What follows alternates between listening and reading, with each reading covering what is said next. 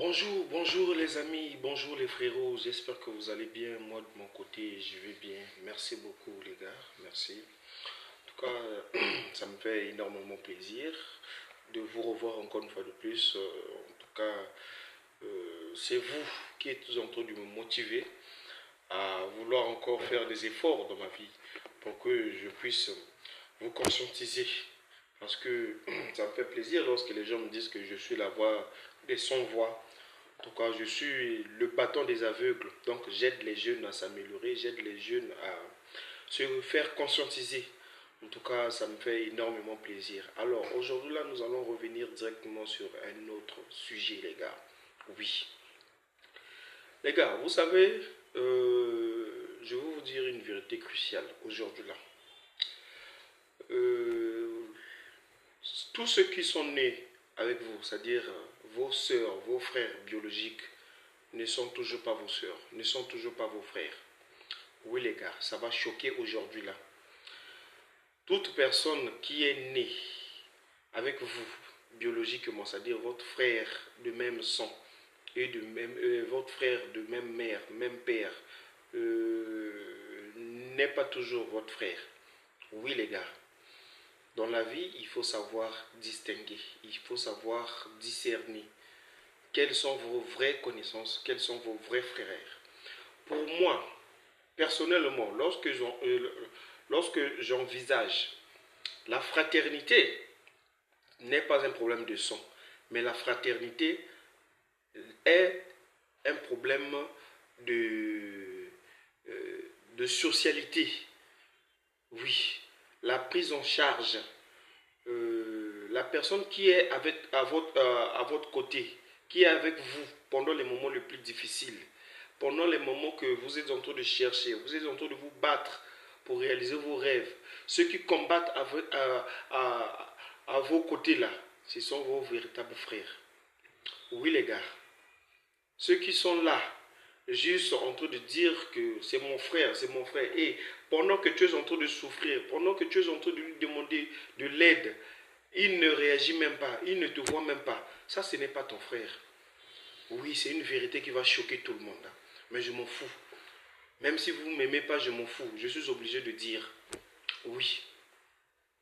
Moi, personnellement, tel que moi je suis là, j'aime mes gens à moi que j'appelle mes frères. Oui. Parce que ne confondez pas, hein, ne confondez pas que non, une personne que vous avez eu à travailler ensemble, vous étiez collègues de service, après avoir siroté de bière ensemble, de champagne ensemble, il t'appelle frère, vous vous appelez les frères. Après, à un moment donné, quand tu seras dans des difficultés, tu vas l'appeler. Non, il ne sera plus là. Et c'est ce que vous appelez par des frères. Et beaucoup sont là, sont confrontés par ces bêtises-là. Beaucoup sont là, vivent ces mêmes erreurs, sont dans les mêmes erreurs, mais qui ne grandissent pas, qui n'évoluent pas, qui n'ont pas la prise de conscience. Vous devez avoir la capacité de distinguer des bons amis, des bons frères. Oui, c'est pas n'importe qui qu'on appelle frère. On est collègue de service, mais tu n'es pas mon frère. Oui, les gars, vous devez comprendre cela. C'est pas n'importe qui. Un frère. Est-ce que vous connaissez la définition d'un frère? Pour moi, un frère, c'est celui qui est toujours à mes côtés. Oui. C'est celui qui se bat toujours pour moi. C'est celui qui me soutient toujours dans les moments les plus difficiles. Et moi aussi, je le soutiens aussi toujours dans les moments les plus difficiles. Oui. Moi, j'ai des amis selon lesquels, jusqu'aujourd'hui, là, on cause, même si on ne se voit pas pendant des années, mais si au moins je l'appelle, ah, mon cher, tel que moi, je suis en difficulté, si tu peux m'avoir quelque chose là, même sans hésiter, même si je lui ai demandé, c'est-à-dire 10 000 francs, mais au moins la moitié, il peut m'envoyer. C'est ça. Il y a certaines personnes dans leur vie, en tout cas c'est un témoignage, il y a certaines personnes dans leur vie, ils ont chômé, ils ont souffert, ils ont crapahuté, en tout cas ils ont lutté pour se battre dans leur vie, mais ils ont eu des gens qui leur ont aidés dans la vie, mais ça n'a pas été leur frère. Ces gens-là n'ont pas été ses frères de même sang. Ces gens-là n'ont pas été ses sœurs de même père, même mère. Non. Ce sont des personnes parfois qui ne se connaissaient même pas à l'époque. Ce sont les personnes parfois qui ne s'attendaient même pas que non, cette personne-là pourra t'aider, pourra l'aider. Mais on lui a aidé dans la vie. Et il devient redevable, il devient reconnaissant. Depuis qu'il a évolué, il devient reconnaissant envers ces gens-là. Et c'est ce qu'on appelle des véritables frères. C'est ce qu'on dit que non, ça c'est mon frère. Ne confondez pas les choses, les gars. Tu es là, tu m'achètes la bière, oui, c'est bien beau quand tu m'achètes la bière, on est là, on se côtoie. Mais il y a des moments plus rudes que ça. Il y a des moments plus difficiles que ça. Que la bière. Tu peux être hospitalisé aujourd'hui là. Mais tu vas voir les gens qui viendront te voir sur le lit de l'hôpital. Tu verras. Les gens qui viendront peut-être te voir, te contribuer financièrement. Si vous étiez en train de prendre la bière, de siroter la bière 10 personnes, vous étiez au nombre de 10, tu verras peut-être, ce n'est même pas les 10 là qui viendront. Parfois, c'est seulement 2 qui viendront te voir. Et dans les 2 là, peut-être, c'est seulement un qui va te soutenir financièrement. Mes chers frères, la vie a des surprises. La vie a des surprises. Il faut savoir comment trier les amis, trier les connaissances. Il faut savoir comment marcher dans la vie. Quand tu vois que dans la vie ça ne marche pas, toi-même faire partie des gens qui veulent partir dans ta vie. Quand tu vois que non, cette personne-là ne te concorde pas, laisse-le partir pour mieux avancer. Toutes les pertes ne sont pas des pertes. Là aussi, je vais faire une vidéo sur ça, les gars. Je vais arriver à ce point-là. Oui, toutes les pertes ne sont pas des pertes. Parfois dans la vie, lorsqu'on veut avancer, il faut parfois avancer seul.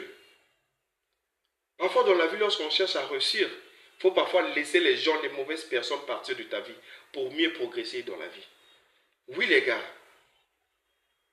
il faut bien trier vos frères, il faut bien scinder vos frères. Oui. Tu n'es pas là à prendre tout le monde, à le mettre dans ta vie. Que non, celui-là c'est mon frère. Quel frère? Il t'a aidé de quoi? Hein? Vous connaissez ce qui signifie frère? Un frère, il viendra là, il va te critiquer il va te critiquer en coulisses, mais il va te protéger devant les gens. C'est ce qu'on appelle un frère. Mais vous, les frères d'aujourd'hui, là, dès que tu tournes le dos, ils commencent à parler de mal de toi. Ils commencent à te poignarder dans le dos, jusqu'à arriver même à draguer ta copine. Et c'est celui-là que tu appelles un frère. C'est pas ça un frère. Un frère sait comment, à quel moment qu'il faut te réprimander entre vous deux. À quel moment il va te dire que mon cher, là tu as faussé. Là, il ne fallait pas faire ça. En tout cas, va demander pardon à ta famille. Va demander pardon à ta femme. Va demander pardon à ton frère. C'est ce qu'on appelle un frère. Une personne qui sait bien t'orienter. Ça, c'est ce qu'on appelle un frère. Moi, j'ai des amis, j'ai des frères à moi. Même si on fait tant d'années sans se voir. Mais le jour qu'on se verra, le jour qu'on va se voir, on fera comme si rien n'était. Mais lui et moi, il n'y a pas des histoires que non, comme nous appelons ça vulgairement ici au Congo, que non, Bozuépé si Bokabwani. Non. En d'autres termes, on appelle ça quoi? Lorsque un ami t'appelle que non, tu as eu le boulot, tu m'as fui, tu as eu le boulot, non. C'est pas ça un frère. Un frère connaît que non, celui-là, il est en train de bosser, il est en train de travailler sur son projet. Je lui laisse le temps. Mais le jour où on se verra, je vais lui demander, ah mon cher, comment a été le boulot? Comment a été le service? C'est pas que non, tu viens me faire la leçon de morale que non, mon cher, depuis que tu as eu l'argent, depuis que tu as commencé à travailler, tu as abandonné, tu as négligé tes frères. C'est comme si eux, ils étaient là au moment où tu étais en train de souffrir. C'est comme si eux, ils ont participé lorsque tu es allé déposer les dossiers pour chercher du boulot. Ah les gars, il faut comprendre ça, mes chers. Détrompez-vous. Détrompez-vous. Oui.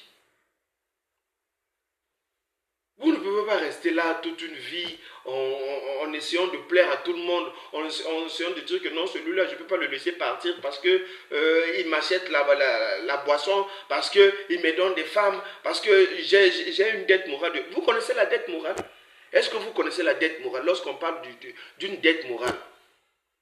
La dette morale, c'est lorsque une personne te met devant un fait accompli, t'aide même pour un projet de ta vie.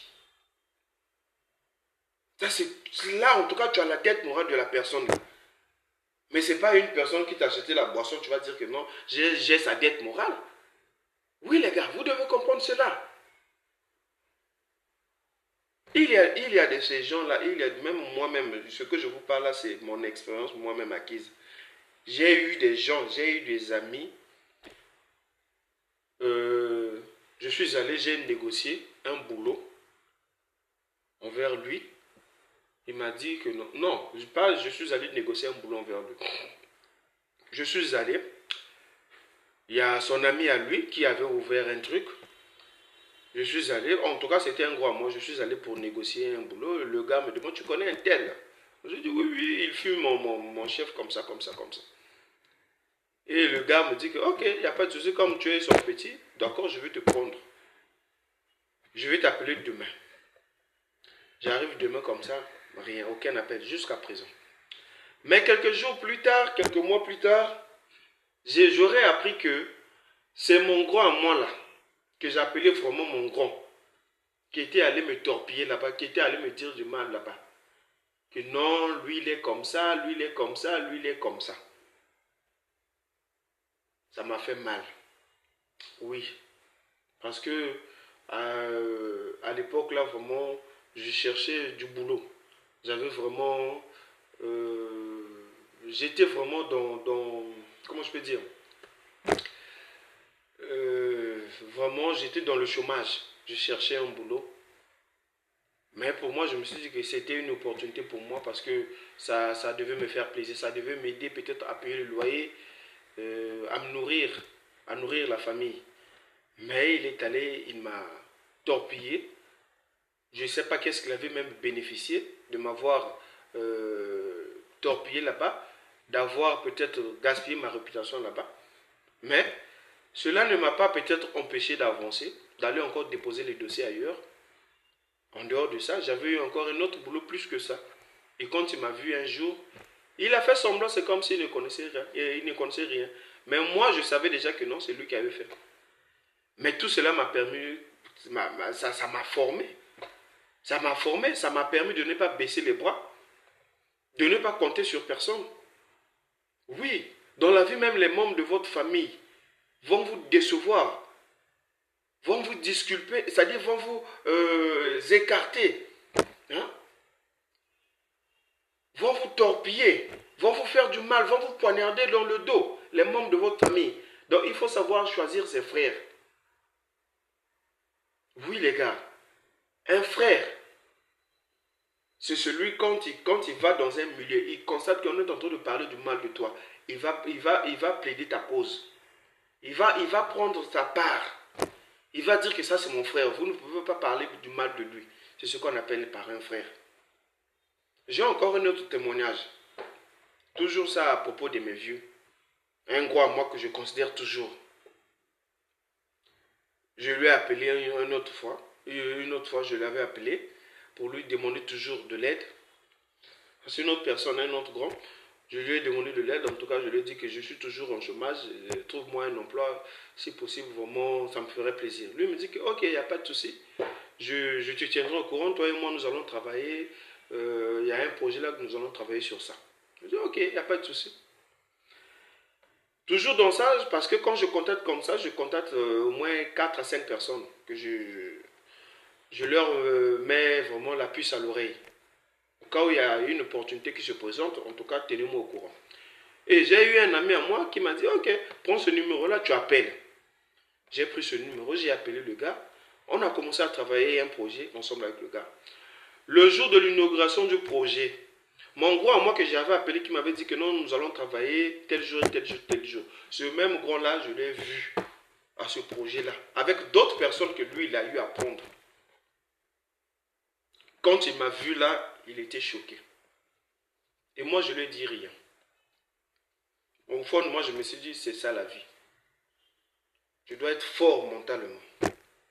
C'est ça la vie. Dans la vie, il faut connaître avec qui tu dois marcher. Dans la vie, il faut connaître qui sont tes vrais amis, qui sont tes vrais grands, qui sont tes vrais frères. Oui. Donc, ça m'a permis peut-être de se lever, toujours comme je vous le dis. Car ce qui ne vous tue pas vous rend plus fort encore, les gars. Comprenez cela. C'était juste un témoignage pour moi. En tout cas, n'hésitez pas à liker. N'hésitez pas à me laisser toujours vos commentaires si la vidéo vous a plu. Et partagez aussi la vidéo. C'était votre frère, le Cavalier Solitaire. Merci beaucoup.